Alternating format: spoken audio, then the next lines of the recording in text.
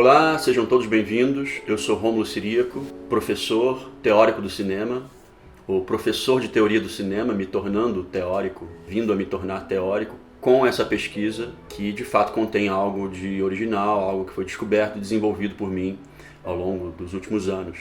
A minha pesquisa está dividida em duas partes que são complementares.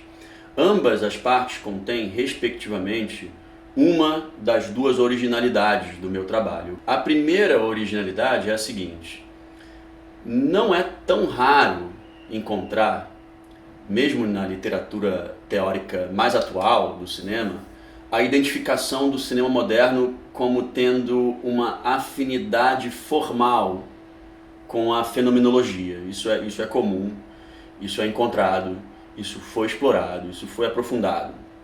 No entanto, não existe nenhuma obra que mostre, e muito menos com as provas e o detalhamento histórico-teórico que eu veiculo na minha pesquisa e no meu livro, nenhuma obra que mostre que o catolicismo europeu, mais propriamente que a fenomenologia, muito mais que a fenomenologia, antes da fenomenologia, é a principal raiz e fonte de inspiração do cinema moderno, aquela que é indissociável da gênese do cinema moderno.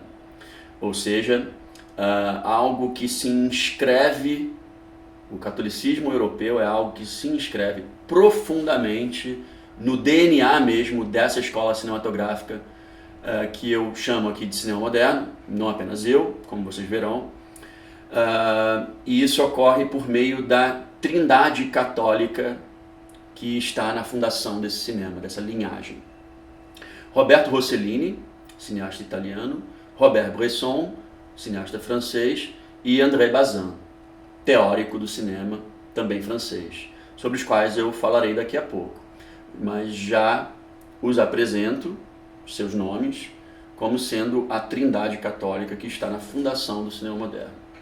Na parte 2 da pesquisa, do meu livro, essa primeira originalidade que eu acabei de descrever, ela é expandida e enriquecida pelo mergulho que eu faço na obra de diversos cineastas europeus que foram católicos, tanto na vida como na obra. Cineastas cuja trajetória, filmes e entrevistas confirmam irrefutavelmente os dados iniciais que eu exponho na primeira parte da pesquisa e logo também nessa aula que eu agora inicio.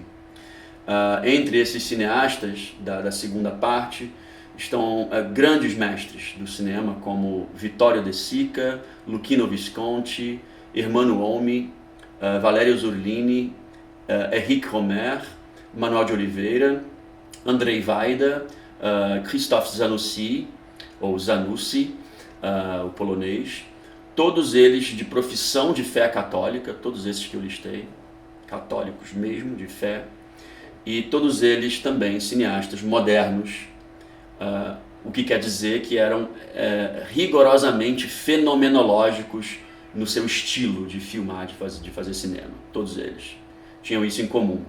E a fé católica nunca foi para eles algo dissociado da obra. Era a fonte de inspiração da obra, fonte de inspiração temática e formal, como eu vou detalhar para vocês já nessa aula, através da obra de Rossellini e Bresson, nas quais o mesmo acontecia.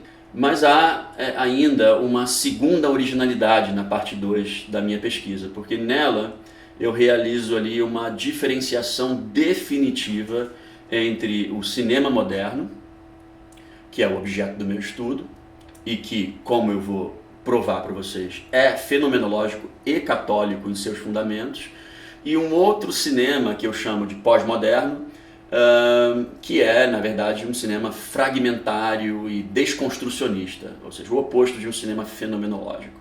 O que ocorre é que se tornou uma espécie de confusão canônica da teoria do cinema pós anos 70 e 80, principalmente após a obra de Gilles Deleuze, o filósofo francês, que escreveu sobre cinema, Ele foi autor de 2 livros bastante influentes sobre o cinema nos anos 80, A Imagem em Movimento e A Imagem Tempo, de 83 a 85. E a partir dali e da obra de outros teóricos, todos de índole revolucionária, anticristã e etc., se tornou uma confusão canônica de fato chamar ambas essas linhagens às quais eu me referi, moderno e pós-moderno, um fenomenológico, o outro desconstrucionista, chamar ambas de cinema moderno. Isso sendo feito sob o pretexto da ruptura com o cinema clássico. Então eles pensam e dizem assim, esses teóricos: se um filme rompe com o cinema clássico, então ele é moderno. Com essa premissa, eles prosseguem para um argumento absolutamente falso, que é: logo, quanto mais radical for essa ruptura com o clássico, mais moderno o filme é. Moderno, cinema moderno, então seria isso.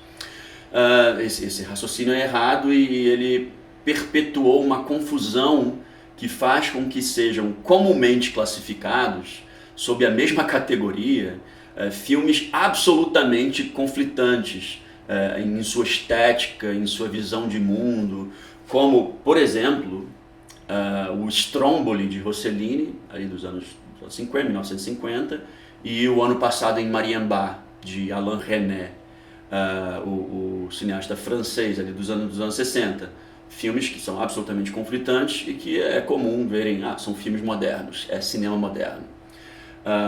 Isso ocorre, por exemplo, se classificam como cinema moderno o Ladrões de Bicicleta, de Vittorio De Sica, e o Acossado, de Jean-Luc Godard. Filmes que, na verdade, para quem conhece sabe, são totalmente antagônicos e representam modos incompatíveis de ver o mundo, de crer, de pensar, modos incompatíveis de existir.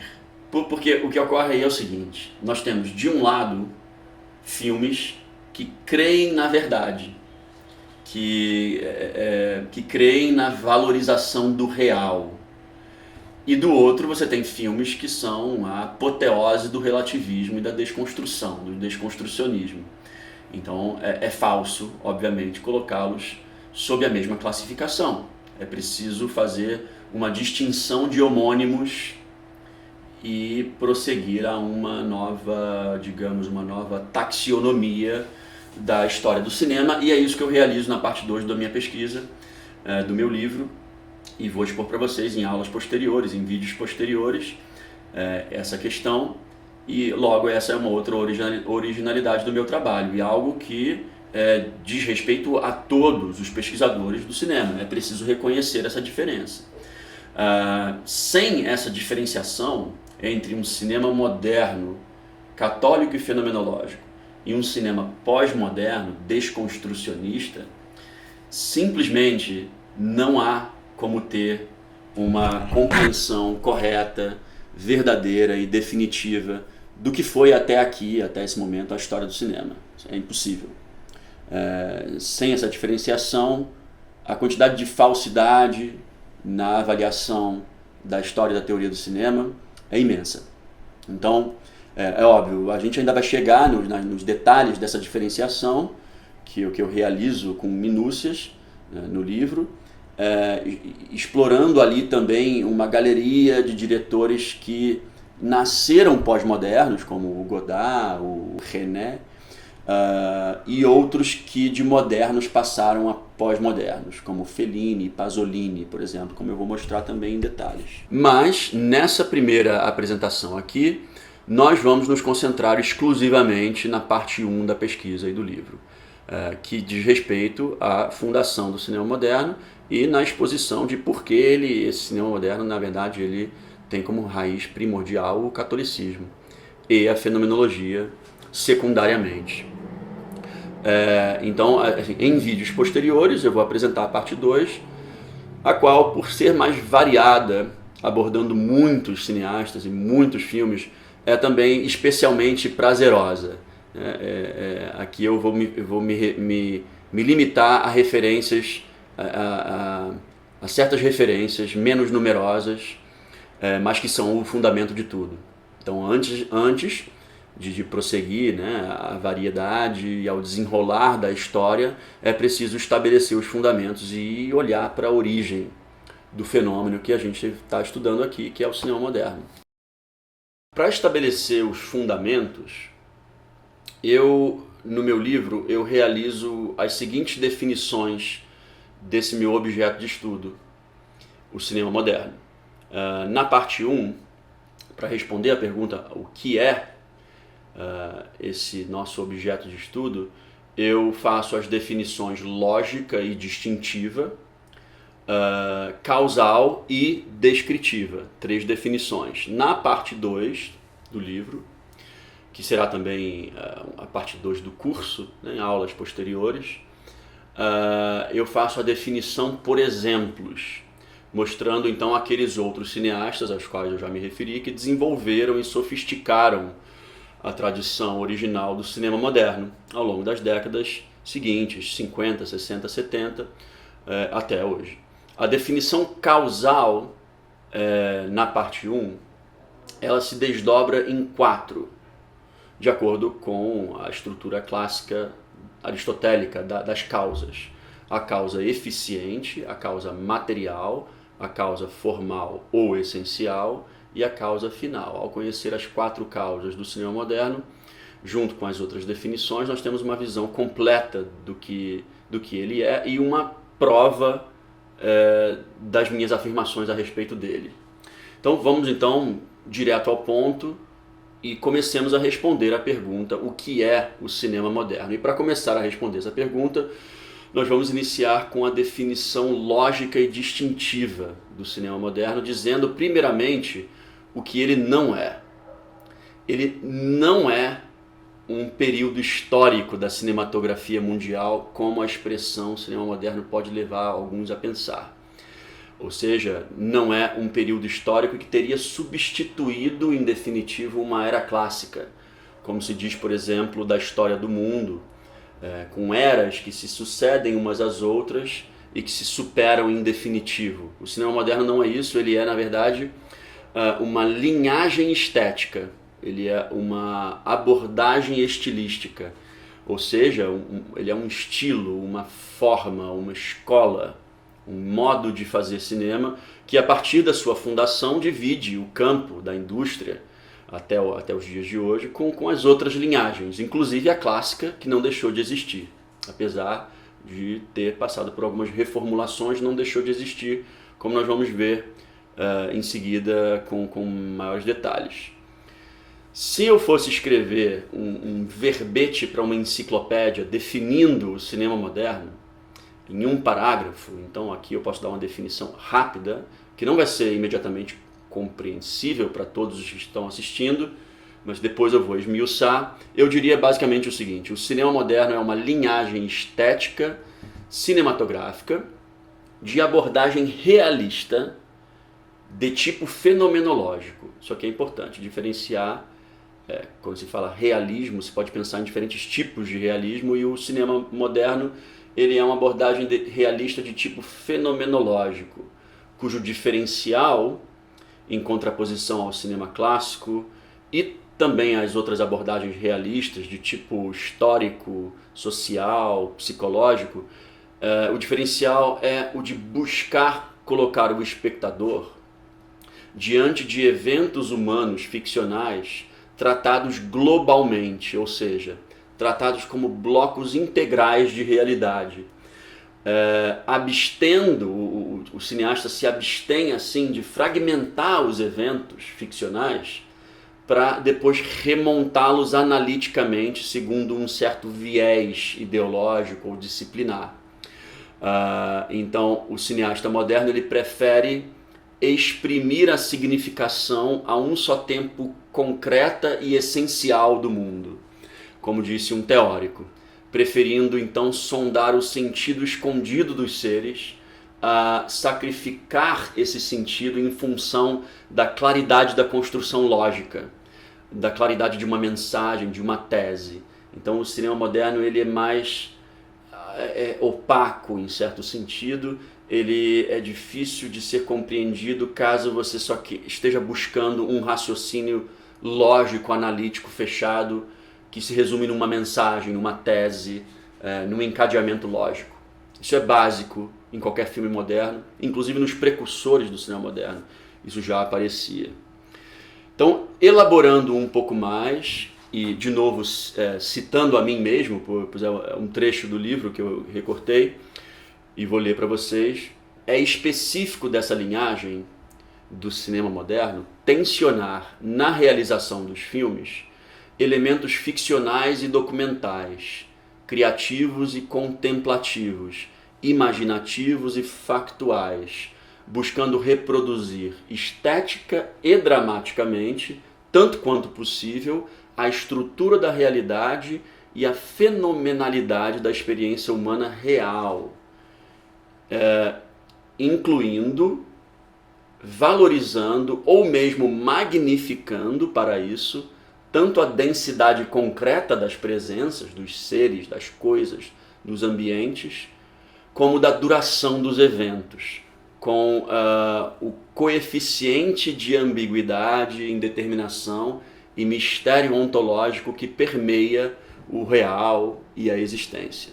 Então, é claro que isso ainda é opaco para quem está começando a conhecer e entender o que é o cinema moderno, mas eis aí definido lógica e distintivamente o cinema moderno, essa linhagem diferenciada das outras abordagens.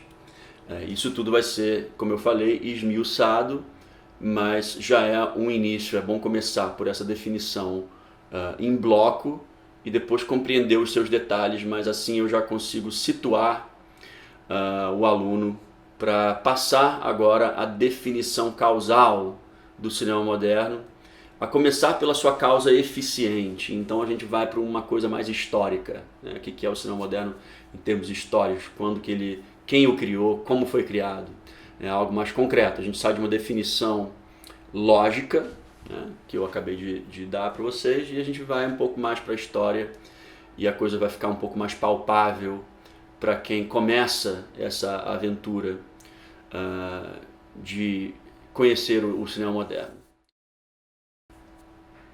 A causa eficiente de algo é aquilo que deu origem ao ser ou à coisa, ou seja, aquilo que foi materialmente responsável pela criação da coisa, num sentido prático e direto mesmo. A causa eficiente do cinema moderno são os homens que o conceberam e o executaram, primeiramente, na sua forma mais plena e reconhecível. Ou seja, aqueles homens sem os quais o cinema moderno não teria vindo à existência, não teria existido. E, como eu vou provar para vocês, mostrar para vocês com abundância de provas, esses homens são Roberto Rossellini, Robert Bresson e André Bazin. Os dois primeiros, Rossellini e Bresson, eles foram cineastas. O terceiro, Bazin, foi um teórico.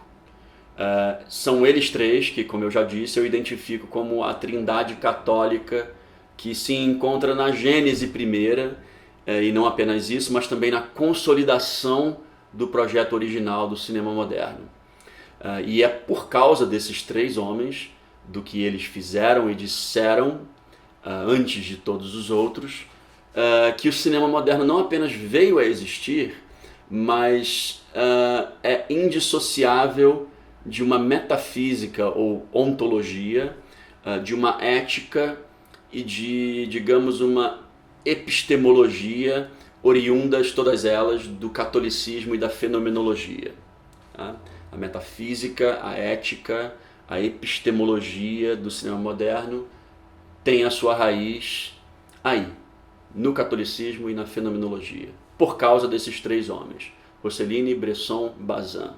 Então, o nosso próximo passo aqui deve ser, é claro, estabelecer que eles três possuem, sobre todas as outras figuras importantes em atividade em sua época, uma verdadeira primazia, como figuras fundacionais dessa linhagem que eu chamo de cinema moderno.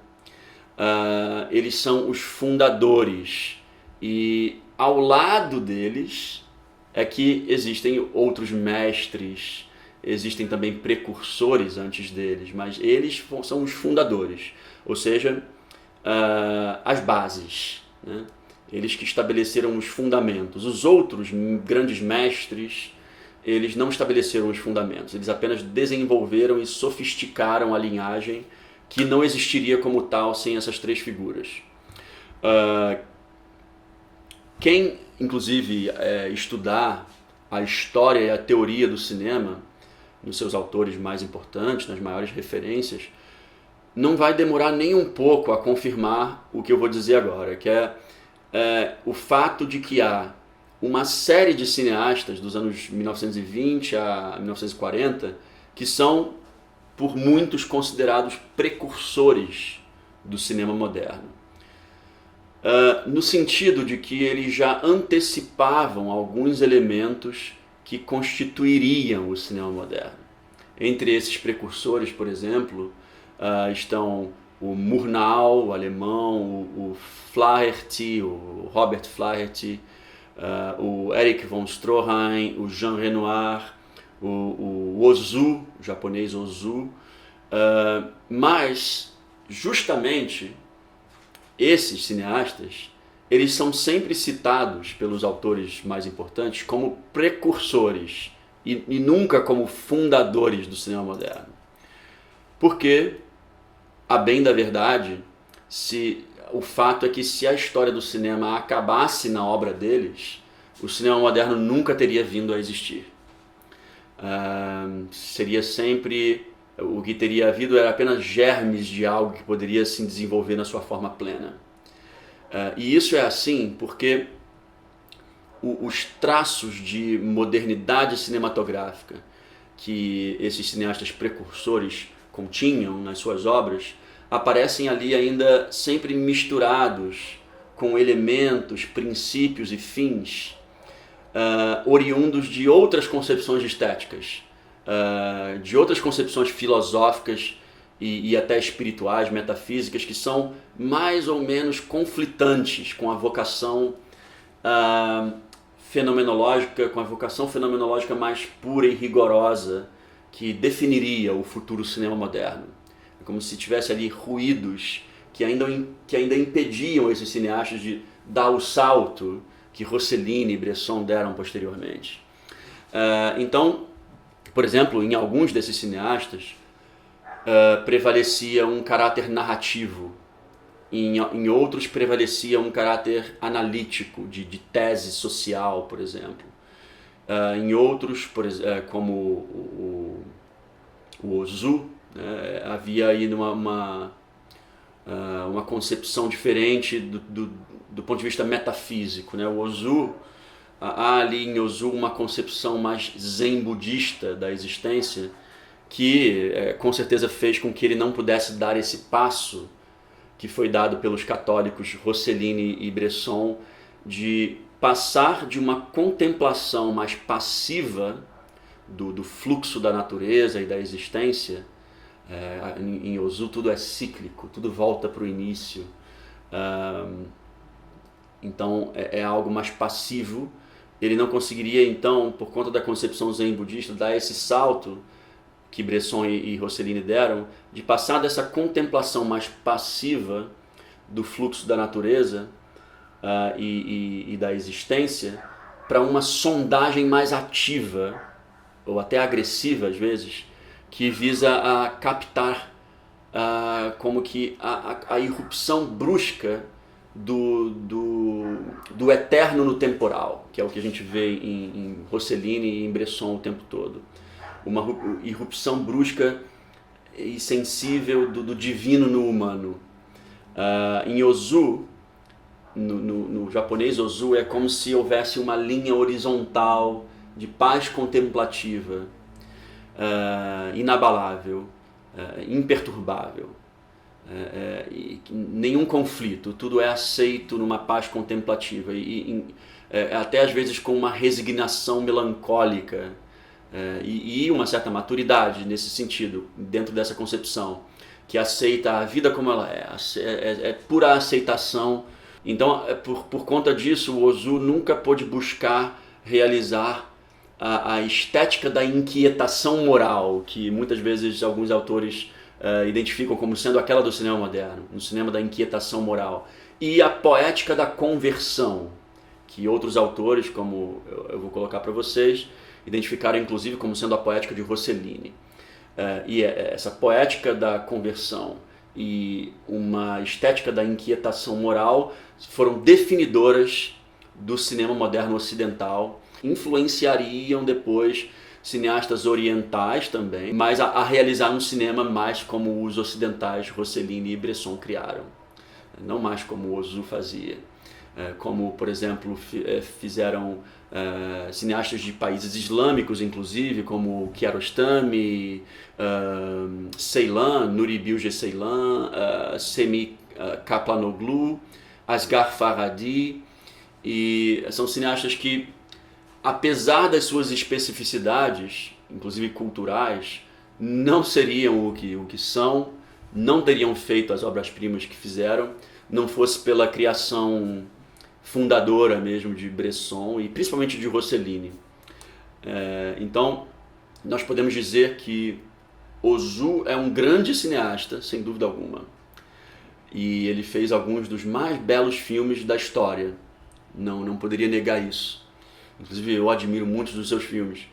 Ele inclusive, foi uma influência para muitos ocidentais posteriormente, como Wim Wenders, o alemão, que inclusive realizou um documentário excelente sobre o cineasta.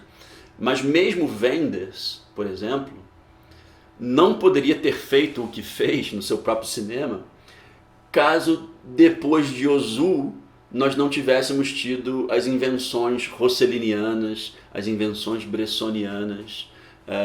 Então o Ozu pode continuar a ser uma influência para cineastas ocidentais modernos, mas a sua influência não poderia explicar a plenitude de modernidade desses mesmos cineastas. Quer dizer, muitos cineastas foram influências para outros ao longo de toda a história do cinema, sem dúvida. As influências são muitas, sempre muitas, múltiplas, né?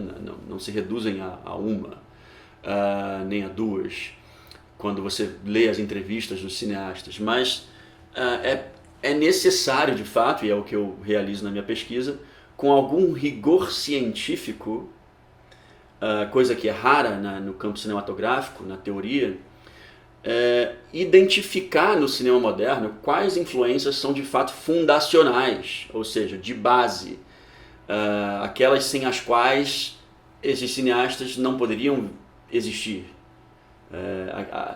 influências às quais eles devem a base do seu cinema, e quais influências são complementares, ou seja, reconhecidas ali em um traço ou outro da sua filmografia. É como em Wenders, né? Seria impossível pensar Wenders sem Rossellini, sem Bresson, sem a história fundacional do cinema moderno ocidental, mas você reconhece ali um traço ou outro de uma influência de Ozu, né?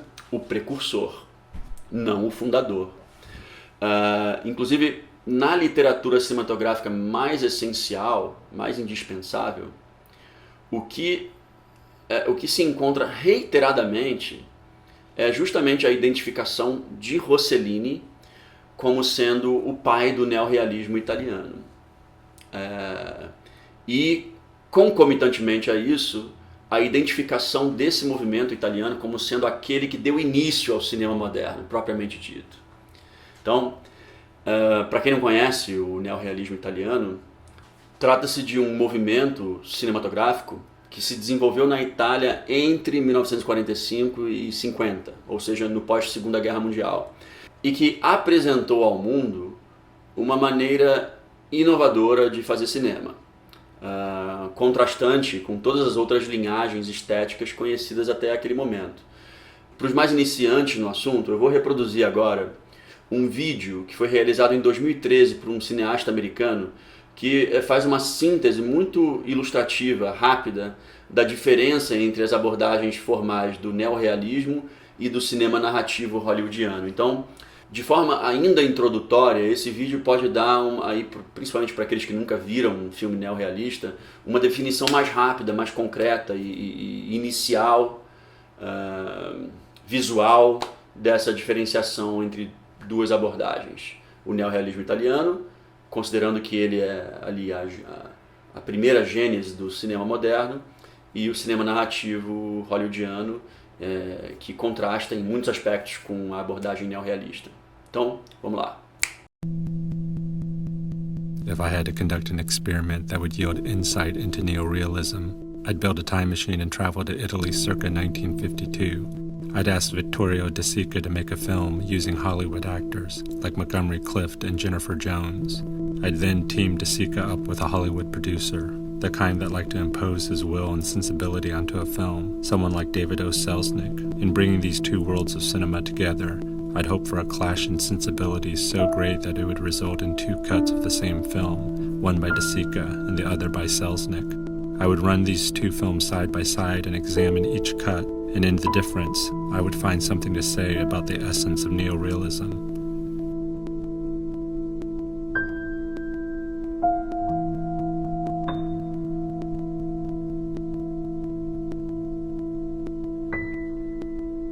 Both films start with a shot of a city, but Selznick not only tells you which city, but connects this city to the theme of love.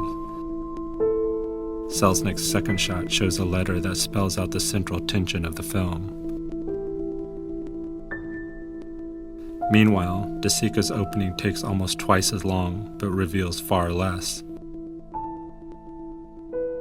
Already in the first few minutes, we can detect two distinct approaches to cinema.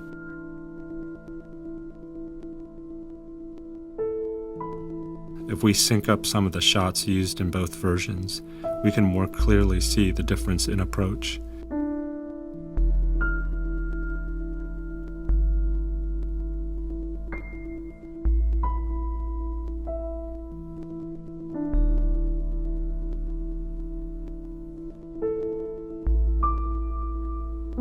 Selznick consistently prefers a shorter take than De Sica.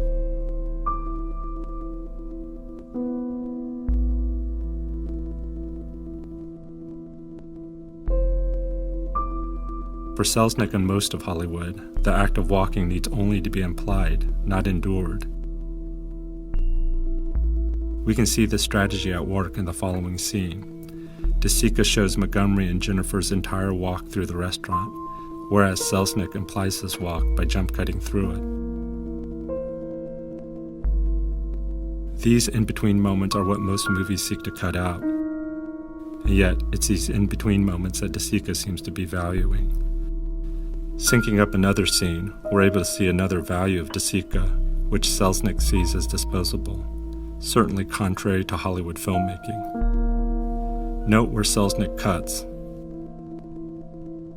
This is a standard movie-making cut. In fact, most directors would have called cut on the set soon after Jennifer left the frame. De Sica, however, keeps rolling. He lingers on the space that the lead character has just left to stay on others who are still there or are about to enter the frame. This is a favorite move by De Sica. He does it throughout the film. His main characters leave a space, but his cameras don't follow, nor does he cut. He lingers on extras that we'll never get to know. For De Sica, these extras are fellow inhabitants, not extra, but vital, and therefore worthy of some time. By lingering, he decenters the primary characters.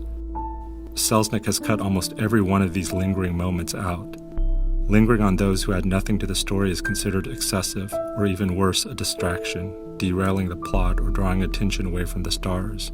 It is an unnecessary diversion, like this wedding passing by, which he also cut out.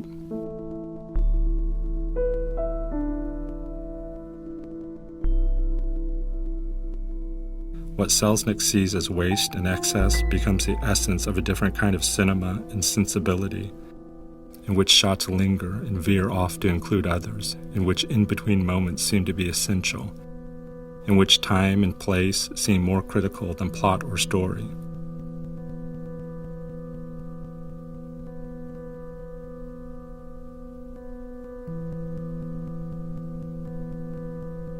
To ask what is neorealism is to ask, what is cinema?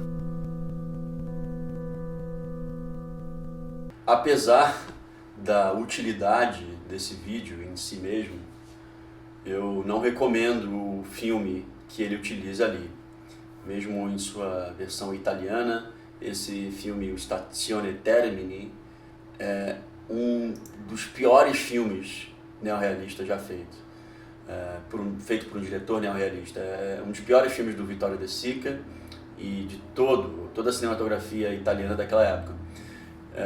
Então, priorizem esses outros filmes neorrealistas que eu vou citar agora, a partir de agora, os quais estão realmente entre as verdadeiras joias da história do cinema e dessa escola cinematográfica que a gente começa a estudar. Entre esses filmes estão os dois filmes que deram a propulsão inicial ao neorrealismo italiano e que, inclusive, influenciaram toda a cinematografia europeia a partir dali. São Roma, Cidade Aberta, de 1945, e Paesà, do ano seguinte, 1946, ambos de Rossellini. 2 anos depois, em 1948, o mesmo Rossellini completaria a sua trilogia da guerra com um filme chamado Alemanha Ano Zero.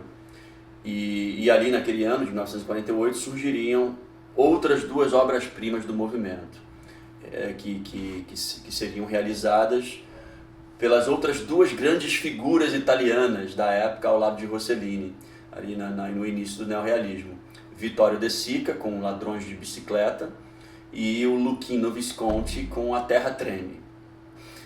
O De Sica e o Visconti, assim como o Rossellini, eles já tinham lançado filmes antes de 1945, mas esses filmes que eles realizaram no período anterior a 1945, esses filmes precisam ser posicionados historicamente, teoricamente, junto às obras dos precursores.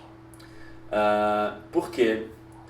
Porque foi mesmo necessário que Rossellini apresentasse ao mundo o rigor e digamos, o brilho inovador que possuem Roma, Cidade Aberta e Paesà em 45 e 46, até mesmo para que De Sica e Visconti conseguissem sofisticar a si mesmos e se alçassem à altura do novo padrão que Rossellini colocou. Então, por exemplo, se você assiste o grande filme de Visconti, de 1943, Obsessão, e ali os primeiros filmes de De Sica, são filmes cheios de valor e com certeza precursores do cinema moderno.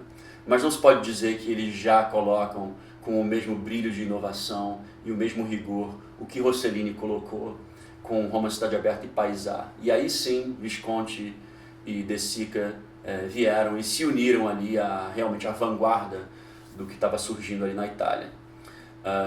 Com os filmes que eles lançaram em 1948, quando Rossellini já fechava a sua trilogia da guerra.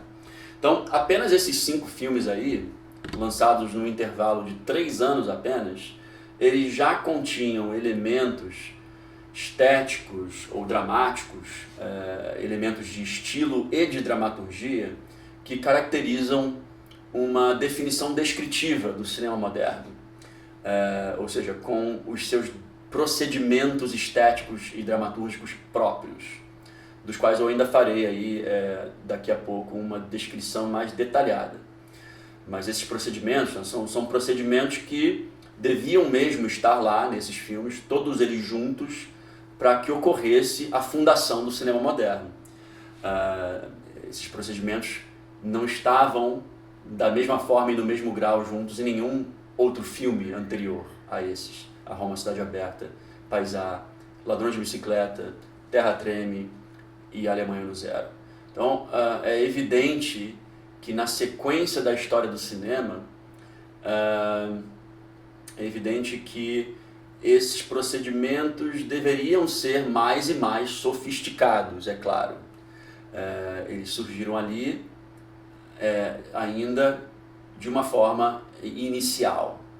Era preciso ainda que eles fossem depurados, que eles passassem ainda por um filtro mais rigoroso. E o próprio Rossellini viria a sofisticar todos os procedimentos ali que estavam no início do neorrealismo de uma maneira admirável, já a partir de 1950, com o seu filme Francisco Arauto de Deus, uma cinebiografia de São Francisco, uma cineagiografia, podemos dizer.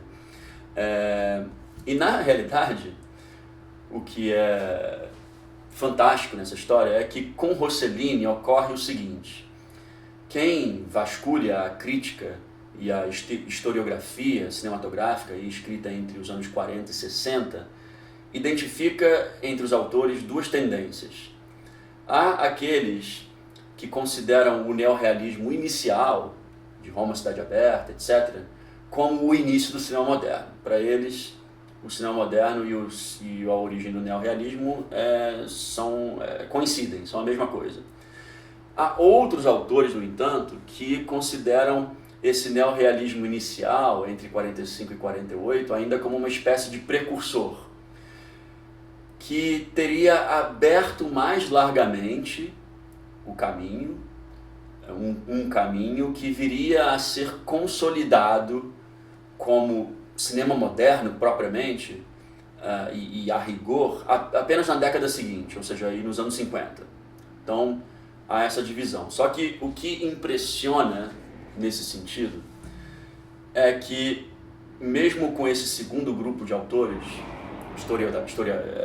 historiadores, teóricos do cinema, o Rossellini não perde a sua primazia como fundador, porque também os críticos desse segundo grupo identificam em coro os filmes que o Rossellini fez entre 1950 e 54, tendo Ingrid Bergman como protagonista, depois se tornou a esposa do cineasta, como sendo um novo e grande ápice definidor do que é a modernidade cinematográfica. Então ali, a partir dos filmes de Rossellini com Ingrid Bergman, por exemplo, Jacques Rivette, que também foi cineasta, na época era apenas crítico de cinema, em 1955, ele dizia assim, vou citar o trecho do artigo de Jacques Rivette sobre Viagem à Itália, de Rossellini, um filme de 1954. Ele lançou esse artigo em 1955, na França, dizendo assim: com o aparecimento de Viagem à Itália, todos os filmes subitamente envelheceram 10 anos. Nada mais implacável do que a juventude, do que esta intrusão categórica do cinema moderno, em que podemos enfim reconhecer o que esperávamos de maneira confusa. Esse trecho é incrível e muito importante porque podemos enfim reconhecer o que esperávamos de maneira confusa. Ou seja, ele quer dizer que enfim surge o cinema moderno em sua máxima pureza. Antes havia apenas como que anúncios, prenúncios dessa modernidade cinematográfica mais pura, mais clara e mais rigorosa. Há ainda, sobre a esse mesmo respeito, o testemunho de Alain Bergalat. Alain Bergalat é, enfim, um teórico, um crítico de suma importância na história do cinema francês.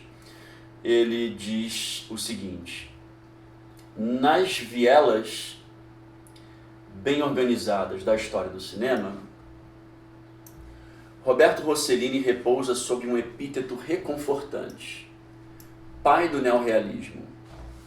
Mas além disso, ao espectador de hoje, ao ver os filmes de Rossellini da primeira metade dos anos 50, ao mesmo tempo que se imporá aos seus sentidos e à sua inteligência, a evidência do gênio rosselliniano, ele descobrirá que o pai histórico do neorrealismo estava inventando, 10 anos após Roma, Cidade Aberta, nada menos que o cinema moderno. Em síntese, o que a gente vê aqui é que Rossellini foi não apenas fundador, aquele que deu o pontapé inicial, com os primeiros filmes ali no pós-guerra, mas também o consolidador, aquele que deu o melhor pontapé dado até então.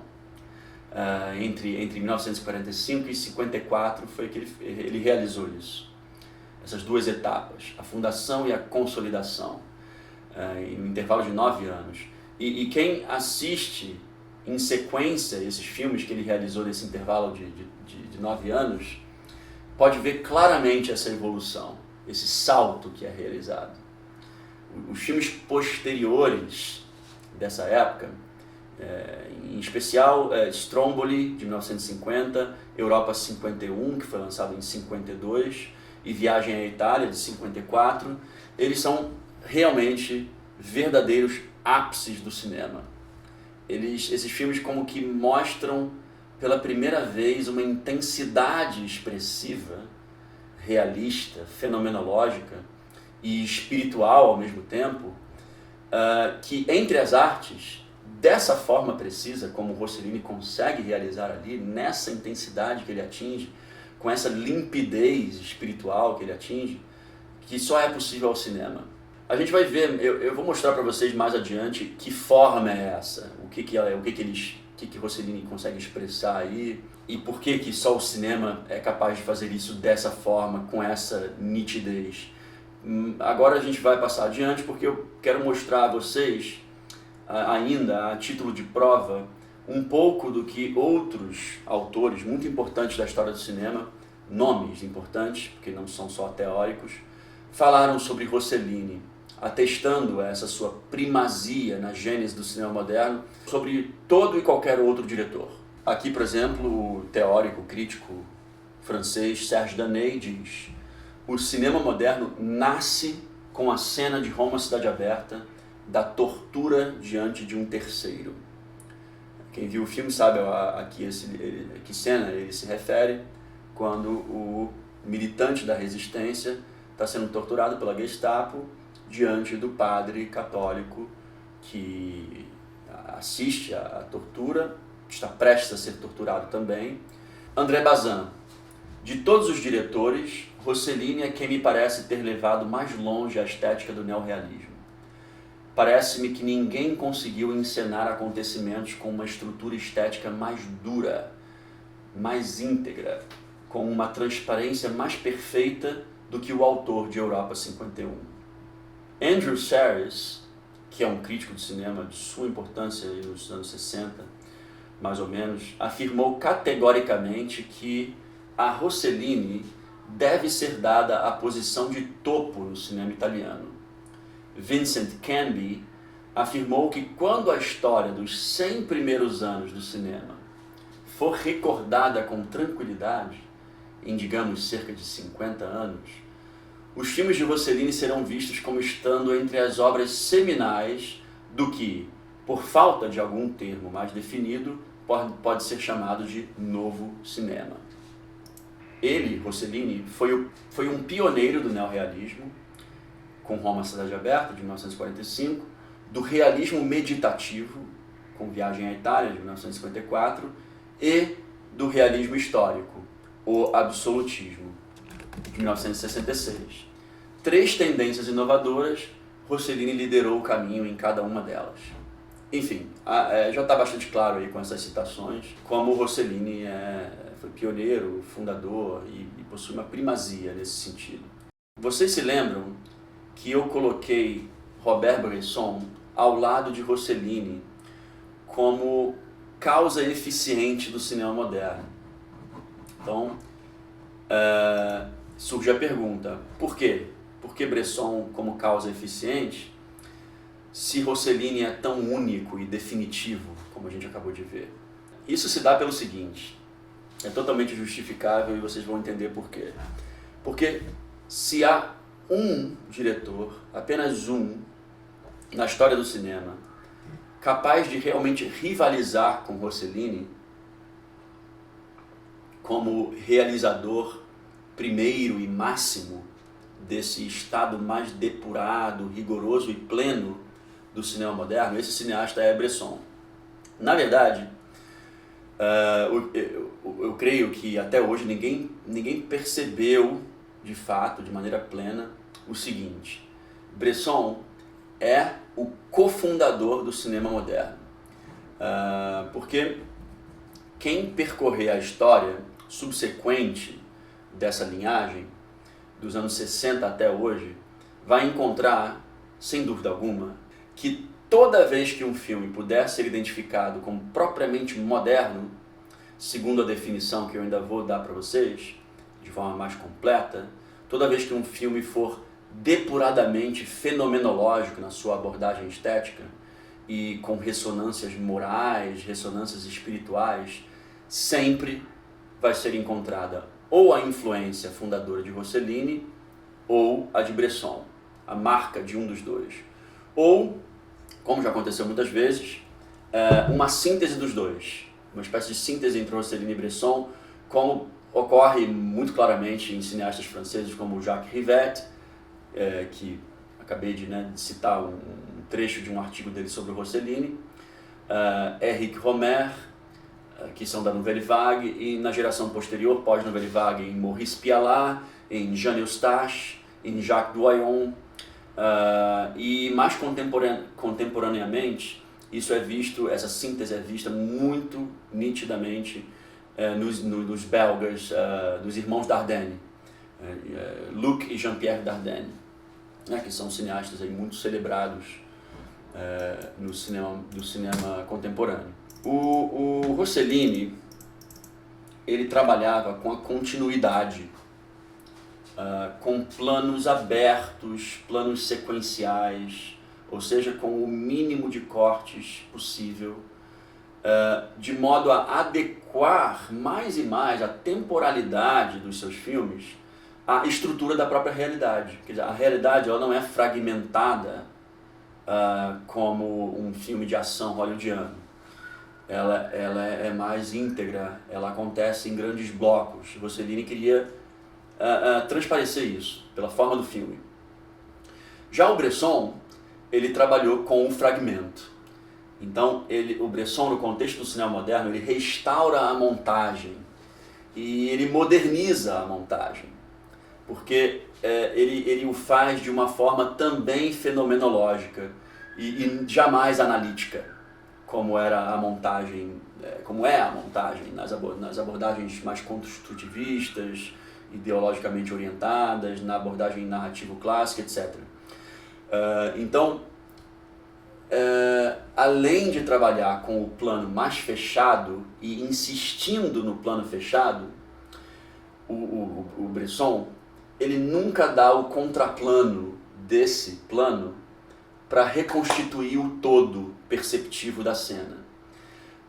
Então, ele insiste na parte, nunca dá o todo, ele insiste no incompleto, e por isso ele incomoda a nossa percepção. Ele tensiona, com isso ele afina o nosso olhar, ele aguça o nosso olhar e a nossa imaginação o tempo inteiro, na direção do todo. Ele faz isso, ao insistir na parte, no incompleto, ele aguça a nossa imaginação e nossa percepção na direção do todo, que não é visto em cena, mas é pensado, é buscado, é intuído. E é claro, é complexo, é indefinível, é indeterminado, é misterioso. Então, o que ocorre? Por uma via diferente, também o Bresson adequa mais e mais a estrutura do filme à estrutura da realidade e à nossa percepção da realidade, por uma via bastante diferente da de Rossellini. São essas as duas formas possíveis. É isso que é preciso entender para conhecer o que é o cinema moderno. O cinema moderno são essas duas vias possíveis e às vezes uma síntese das duas. Por quê?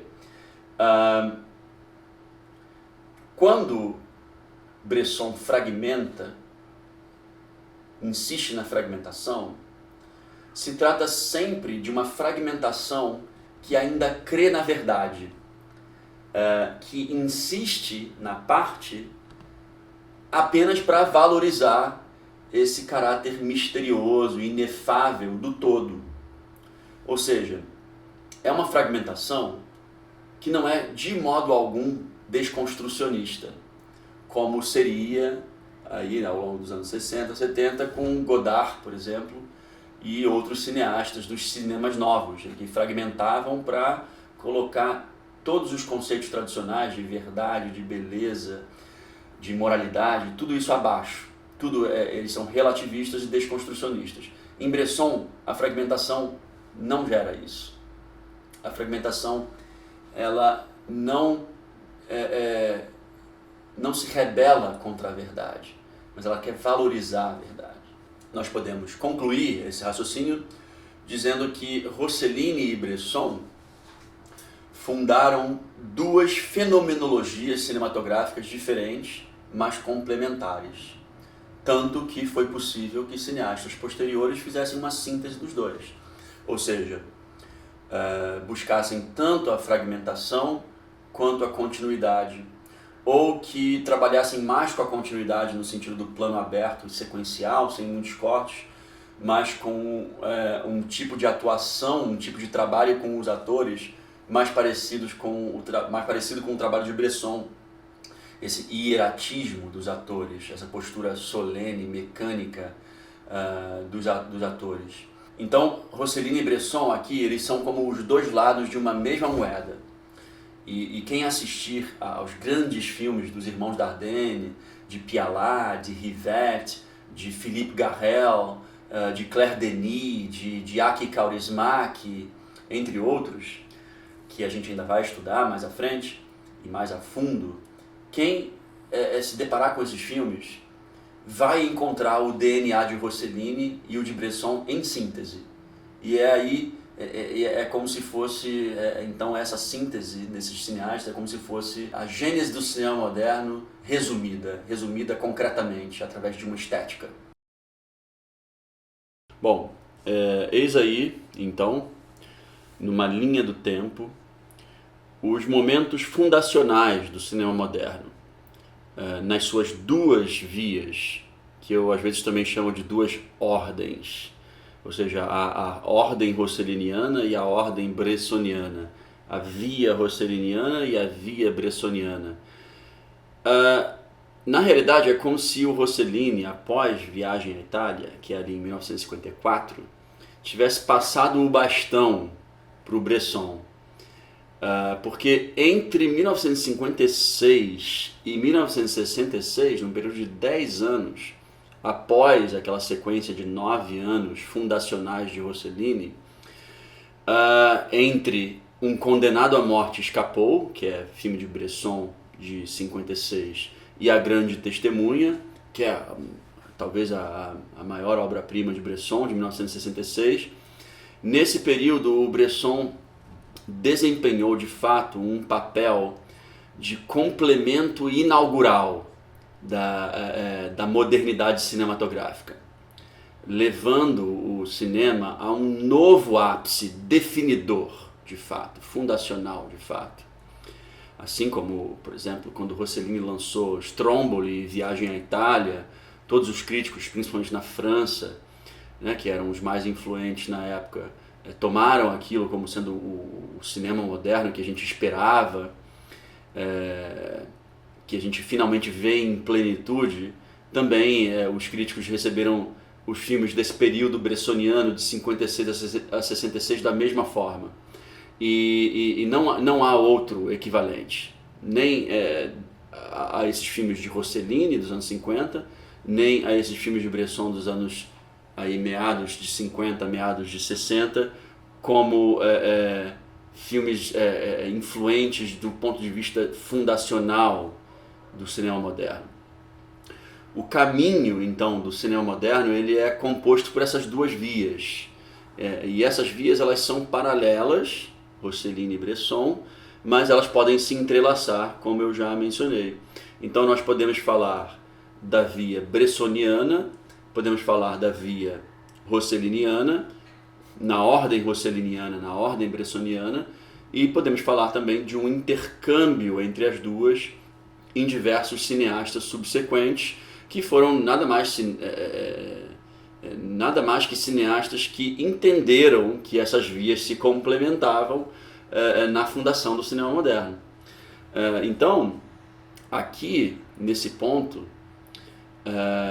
é possível que os conhecedores da história do cinema, os cinéfilos, questionem também E quanto a outros gênios e mestres da mesma época, como por exemplo Fellini, que precisamente naquele intervalo ali entre 56 e 57, ou seja, mais ou menos no gap que há entre a fundação rosselliniana e a fundação bressoniana, realizou ali 4 obras-primas, que são também ápices do cinema moderno fenomenológico e de raiz católica.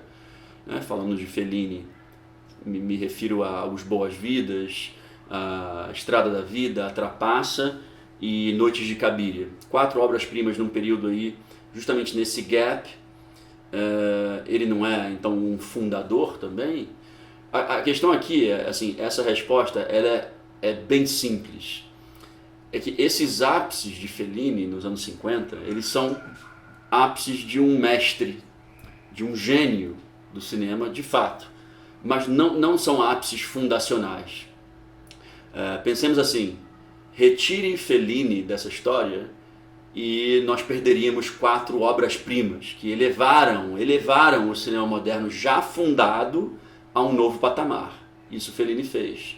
Elevou o cinema moderno já fundado a um novo patamar. Agora, retira Rossellini e você não tem nem mesmo Fellini. Essa aqui é a questão. Então é bem simples o raciocínio. E Rossellini fundou a catedral, Bresson complementou a fundação da catedral, e o Fellini dos anos 50, entre outros cineastas, por mais brilhante que tenha sido e até preferido por muitos hoje em dia e desde então, construiu dentro da catedral já fundada uma capela, uma brilhante capela, poderíamos dizer. Mas ele não foi fundador, ele foi mestre dentro de uma escola já fundada.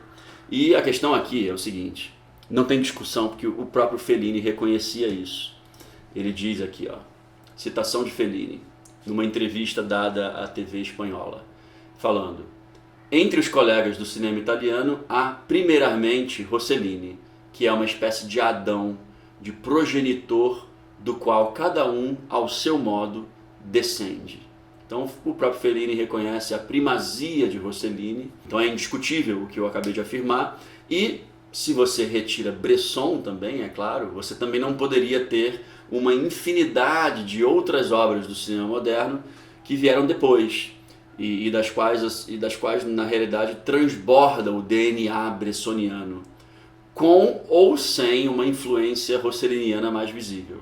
Falamos da primazia de Rossellini e falamos da coprimazia de Bresson. Então vejamos agora algumas corroborações dessa coprimazia de Bresson na gênese do cinema moderno. Alguns o aclamam como o maior, e mais do que isso, quase como o único. Falando de Bresson.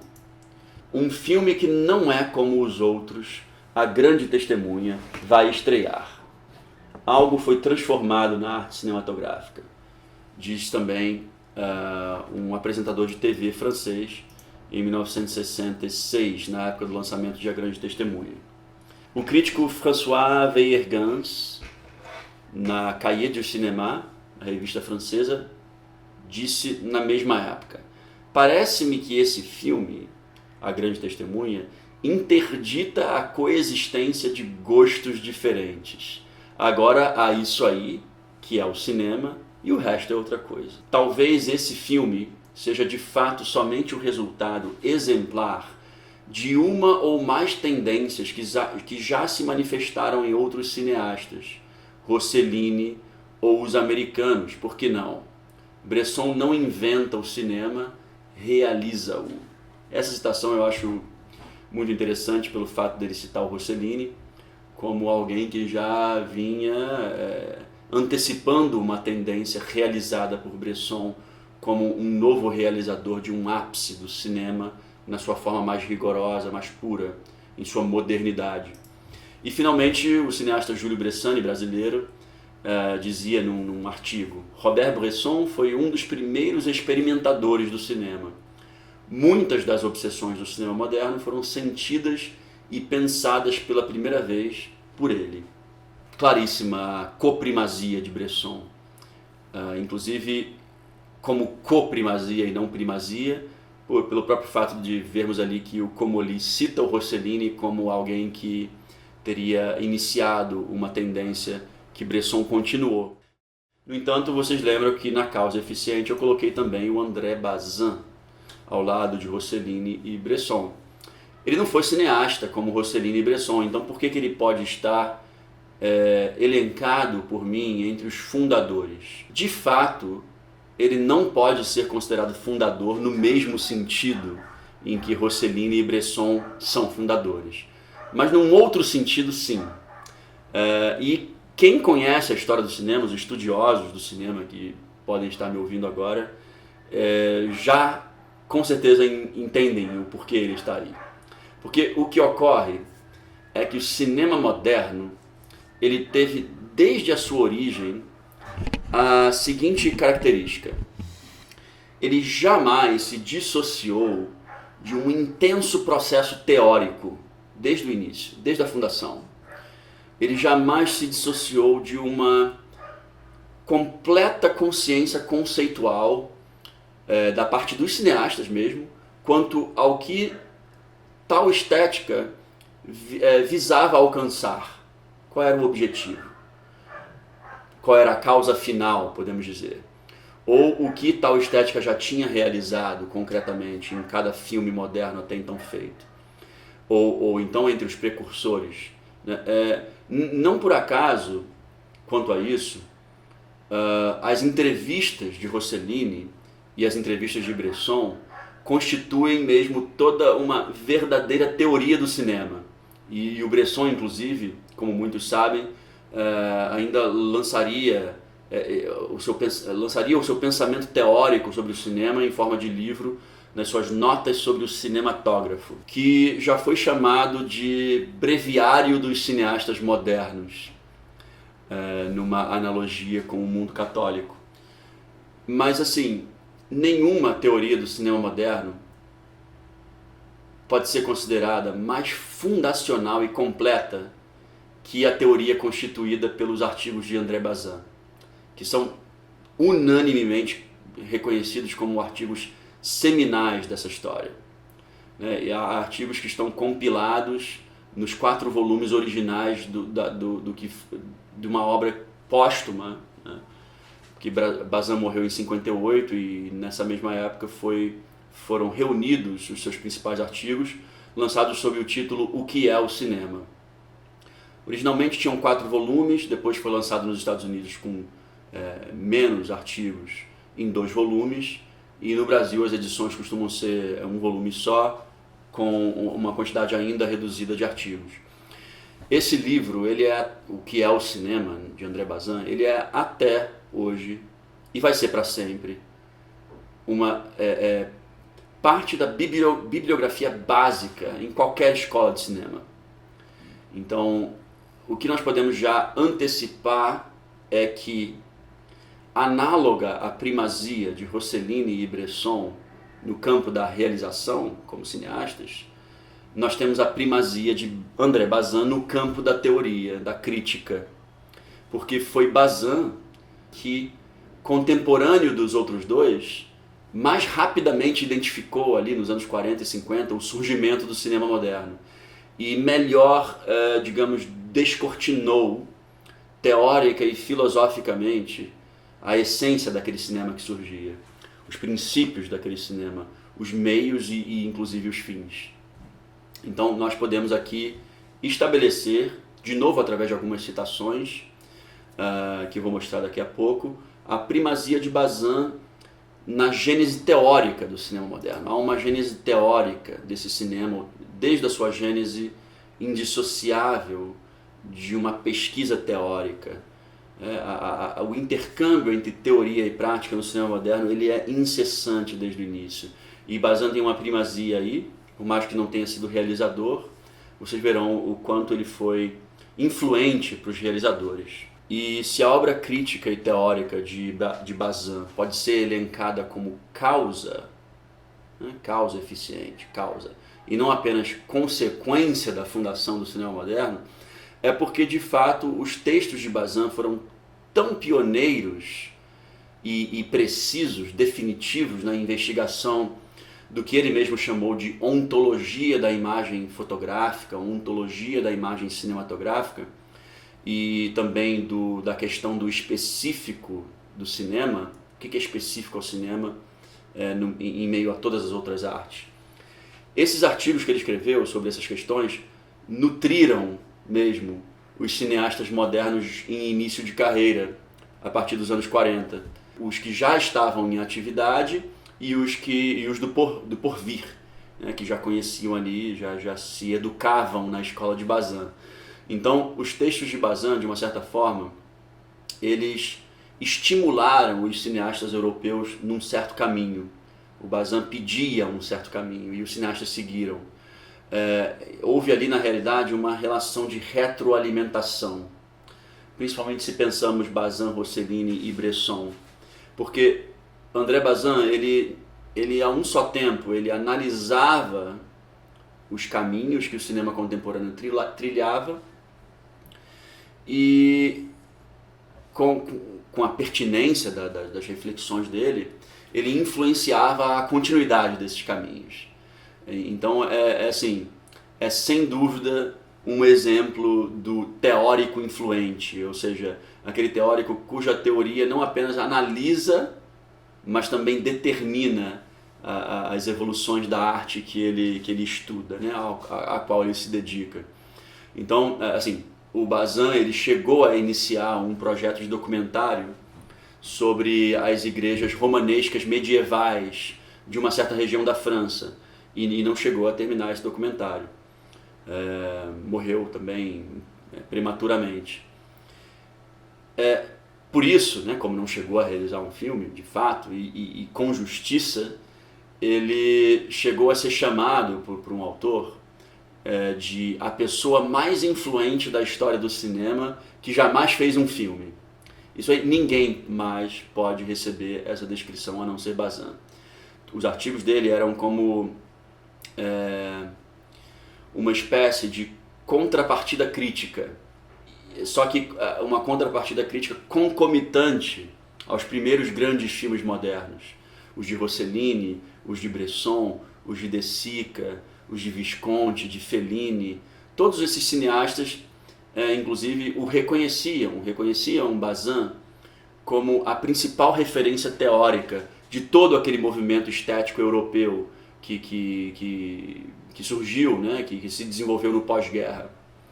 E, enfim, além disso, a partir dos Cahiers du Cinéma, que é nada mais, né, nada menos do que a maior e mais influente revista cinematográfica da história, Bazin que fundou a revista no início dos anos 50, cofundou a revista, ele seria ali, na Cahiers du Cinéma, o mentor teórico de alguns jovens críticos franceses que se tornariam, 10 anos depois, ou um pouco mais, os criadores, como cineastas, da Nouvelle Vague francesa, um outro movimento cinematográfico de importância histórica seminal. E entre esses críticos ali, que se tornariam cineastas e eram discípulos de Bazin, estavam Jean-Luc Godard, François Truffaut. Inclusive Truffaut foi uma espécie de filho adotivo de Bazin, quase. O Bazin foi um pai adotivo praticamente para Truffaut numa certa época, dando para ele trabalho e inclusive abrigo em sua casa, antes que Truffaut se tornasse o gigante que ele se tornou, né, do cinema. Vamos ver agora um pouco do que foi dito a respeito de Bazin para apoiar a minha afirmação dessa sua primazia na gênese teórica do cinema moderno. E a primeira é de um desses seus discípulos, que se tornaria também um grande cineasta francês, o Henri Romer. Tudo foi dito por ele, e nós chegamos muito tarde. Quantas categorias não foram, graças a ele, abertas à nossa prospecção, a começar pela de ontologia, totalmente ignoradas pela crítica de antes de 1940. Foi ele, Bazin, e nenhum outro, que deu ao cinema a sua filosofia. Pode-se trabalhar de um lado e de outro para corrigir ou transformar essa filosofia. Seremos sempre obrigados a retornar para reencontrar os fundamentos a esse Aristóteles da sétima arte. Fellini, mais uma vez, falando sobre Bazin, diz: especialmente os homens do cinema italiano podem agradecer a Bazin ainda hoje, porque esse excelente crítico foi talvez o mais lúcido e o mais delicado que jamais pensou o nosso cinema. Nós continuaremos a fazer os nossos filmes como se Bazin devesse ainda vê-los. Dudley Andrew foi biógrafo de Bazin e escreve na biografia o seguinte: Henrique Romer pensa que o neorrealismo foi a mais perfeita encarnação no pós-guerra do estilo de filme fundado sobre as ideias de Bazin. Bazin foi frequentemente descrito como o Aristóteles do cinema, porque foi o primeiro a tentar formular princípios gerais desse campo inexplorado. Bazin foi aquele que primeiro pensou o cinema de uma maneira global, foi o primeiro a estabelecer categorias. Veja, de um lado existe esse cinema, do outro, este outro cinema. Pedagogicamente, devo dizê-lo, seu pensamento é totalmente exemplar e não foi ultrapassado. Não penso que os jovens da Nouvelle Vague se disseram: vamos fazer um cinema baziniano, mas eles estavam tão impregnados pelo pensamento de Bazin que foi isso o que efetivamente fizeram, sobretudo Rivette. E é assim, realmente impossível pensar todo o desenvolvimento inicial do cinema moderno, do neorrealismo à Nouvelle Vague francesa, sem o trabalho desse pensador do cinema que Bazin foi. E então agora, tendo estabelecido o fato de que Bresson, Bazin e Rossellini são a trindade que há na gênese do cinema moderno, nós precisamos mostrar por que essa é mais especificamente uma trindade católica do cinema moderno, da gênese do cinema moderno. E mostrar também como isso não se deu por acaso, quer dizer, o que nós vamos ver, o que eu vou mostrar a vocês em seguida é como a história não poderia ter sido diferente. Porque era mesmo necessário e indispensável que naquele preciso momento histórico esses três europeus contemporâneos, munidos de uma sensibilidade católica e de uma compreensão fenomenológica do mundo, porque acho que os três tinham, foi necessário que justamente os três se debruçassem sobre o cinema para que de suas criações surgisse então isso que o mundo conheceu como o cinema moderno nos seus moldes mais precisos e não em quaisquer outros moldes. E essa raiz foi colocada ali pelos seus criadores, por André Bazin, católico, Bresson, católico, Bazin e Bresson, católicos de fé e cultura, e Rossellini, um declarado católico cultural, cuja relação com o catolicismo a gente ainda vai explorar no sentido mais pessoal, biográfico. É o que nós vamos ver em seguida na próxima aula.